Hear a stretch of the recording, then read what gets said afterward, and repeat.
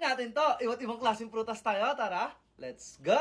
First, itong mango. At ito yun guys, sobrang ano na to, sobrang tamis. Pero syempre guys, bago natin to kainin, don't forget to follow me and comment sa comment section next kakain natin. At syempre guys, i-comment nyo na rin sa comment section kung taga saan kayo para alam natin hanggang sa nakakarating ang video natin. At ito na ngayon, hinog na mangga. Tikman natin. Tamis to yun, di ba? Tikman natin. Sarap.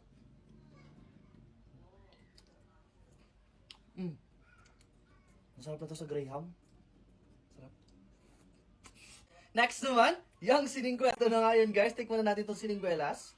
Ayan, tikman natin. Parang siya ano. Ang tagal ko na rin hindi nakakakain na to kaya tikman natin kung matamis talaga siya. Ang sarap niya ha. Medyo may pagkaasim-asim pero masarap. Next naman, itong avocado. At ito yun, iniwanan natin. Diba? Ang sarap. Wow! Tikman natin. Wow! Ang sarap pag may gatas.